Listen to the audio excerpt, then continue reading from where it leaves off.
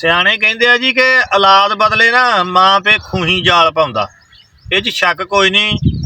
ਬੇਔਲਾਦ ਜਿਹੜਾ ਬੰਦਾ ਹੁੰਦਾ ਨਾ ਉਹਦਾ ਫਿਰ ਇੱਦਾਂ ਹੀ ਹੁੰਦਾ ਸਿਲਸਿਲਾ। ਤੁਹਾਨੂੰ ਅੱਗੇ ਵੀ ਕਈ ਵਾਰੀ ਦੱਸਿਆ ਵੀਡੀਓ ਦੇ ਵਿੱਚ ਵੀ ਉਹ ਕਾਹਦਾ ਹੁੰਦਾ ਕੰਮ। ਔਲਾਦ ਇੱਕ ਐਸੀ ਚੀਜ਼ ਆ ਜਿਹਦੇ ਨਾਲ ਬੰਦੇ ਦਾ ਨਾ ਸਿਲਸਿਲਾ ਚੱਲ ਪੈਂਦਾ, ਨਸਲ ਦਰ ਨਸਲ। ਕਹਿਣਾ ਜੀ ਇਹ ਫਲਾਣੇ ਦਾ ਮੁੰਡਾ ਵਾ, ਗਾਂਹ ਕਹਿਣਾ ਜੀ ਉਹਦਾ ਪੋਤਾ ਵਾ ਜਾਂ ਜੀ ਉਹਦਾ ਪੜਪੋਤਾ ਵਾ। ਇੱਕ ਸਿਲਸਿਲਾ ਚੱਲ ਪੈਂਦਾ। ਤਾਂ ਕਰਕੇ ਲੋਕ ਔਲਾਦ ਵਾਸਤੇ ਨਾ ਭੱਜੇ ਫਿਰਦੇ ਆ।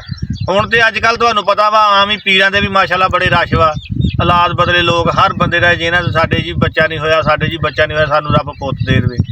ਅਤੇ ਪਰ ਉਹ ਜਿਹੜੀ ਔਲਾਦ ਆ ਨਾ ਜਦੋਂ ਜਵਾਨ ਹੁੰਦੀ ਆ ਅਤੇ ਉਹ ਦੇਖ ਲਓ ਜੀ ਤੁਸੀਂ, ਜੇ 10 ਪੁੱਤ ਹੁੰਦੇ ਆ ਨਾ ਜਾਂ 10 ਜੀ ਹੁੰਦੇ ਆ ਭੈਣਾਂ ਭਰਾ, ਉਹਨਾਂ ਨੂੰ ਮਾਂ ਪਿਓ ਦੇਖ ਲਓ ਸਾਂਭੀ ਫਿਰਦਾ ਸਾਰਿਆਂ ਨੂੰ। ਉਹਨਾਂ ਨੂੰ ਪਾਲਦਾ ਵੀ ਆ, ਉਹਨਾਂ ਦੀ ਪਰਵਰਿਸ਼ ਵੀ ਕਰਦਾ, ਉਹਨਾਂ ਦੇ ਖਰਚੇ ਵੀ ਪੂਰੇ ਕਰਦਾ। ਅਤੇ ਜਦੋਂ ਔਲਾਦ ਜਵਾਨ ਹੋ ਜਾਂਦੀ ਆ ਉਹੋ ਹੀ ਮਾਂ ਪਿਓ ਜਿਹੜਾ ਵਾ ਨਾ ਉਹਨਾਂ ਨੂੰ ਕੋਈ ਰੋਟੀ ਨਹੀਂ ਦਿੰਦਾ। ਉਹ ਵਿਚਾਰੇ ਧੱਕੇ ਖਾਂਦੇ ਤੁਰੇ ਫਿਰਦੇ ਆ। ਉਹ ਅਕਸਰ ਹੀ ਹੁਣ ਦੇਖ ਲਓ ਪਿੰਡਾਂ ਦੇ ਵਿੱਚ ਮਾਂ ਪਿਓ ਨੇ ਆਪਣੀ ਰੋਟੀ ਪਕਾਈ ਹੁੰਦੀ ਆ ਜਾਂ ਮਾਂ ਪਿਓ ਆਪਣਾ ਕੰਮ ਕਰਦੇ ਹੁੰਦੇ ਆ। ਇਹ ਜਿਹੜਾ ਨਾ ਚੰਗਾ ਨਹੀਂ ਕੰਮ। ਫਿਰ ਔਲਾਦਾਂ ਵੇਖ ਲਓ ਕਿੰਨਾ ਮਾਂ ਪਿਓ ਨੂੰ ਮਜਬੂਰ ਕਰਦੀਆਂ। ਕੋਈ ਕਹਿੰਦਾ ਜੀ ਲਓ ਜੀ ਮੈਂ ਫਲਾਨੀ ਇੱਦਾਂ ਕਰ ਲੈਣੀ ਆ, ਕੋਈ ਕਹਿੰਦਾ ਲਓ ਜੀ ਮੈਂ ਕੋਠੇ ਤੋਂ ਛਾਲ ਮਾਰ ਦੇਣੀ ਜੇ ਮੇਰੀ ਆਹ ਗੱਲ ਨਾ ਪੂਰੀ ਹੋਈ, ਕੋਈ ਕਹਿੰਦਾ ਜੀ ਮੈਂ ਇੱਦਾਂ ਕਰ ਦੇਣੀ ਆ। ਬਹੁਤ ਬੁਰੀ ਗੱਲ ਵਾ ਇਹ।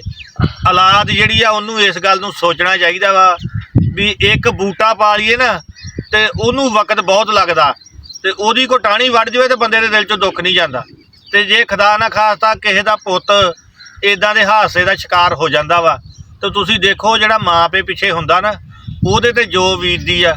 ਅਸੀਂ ਆਪਣੀਆਂ ਅੱਖਾਂ ਨਾਲ ਦੇਖੇ ਆ ਬੰਦਿਆਂ ਦੇ ਜਵਾਨ ਔਲਾਦਾਂ ਦੇ ਫੌਤ ਹੋਣ ਤੋਂ ਮਗਰੋਂ ਬੰਦਿਆਂ ਦੇ ਲੱਕ ਟੁੱਟੇ, ਬੰਦੇ ਕੁੱਬੇ ਹੋ ਤੁਰਦੇ ਆ। ਇਸ ਕਰਕੇ ਥੋੜ੍ਹੀ ਜਿਹੀ ਸੋਚ ਕਰਿਆ ਕਰੋ। ਇਹ ਨਵੀਂ ਨਸਲ ਨੂੰ ਖਾਸ ਪੈਗਾਮ ਆ ਵੀ ਆਪਣੀਆਂ ਜਿੱਦਾਂ ਦੇ ਵਿੱਚ ਨਾ ਆਪਣੇ ਮਾਂ ਪਿਓ ਨੂੰ ਨਹੀਂ ਰੋਲੀਦਾ। ਬਹੁਤ ਸ਼ੁਕਰੀਆ ਜੀ।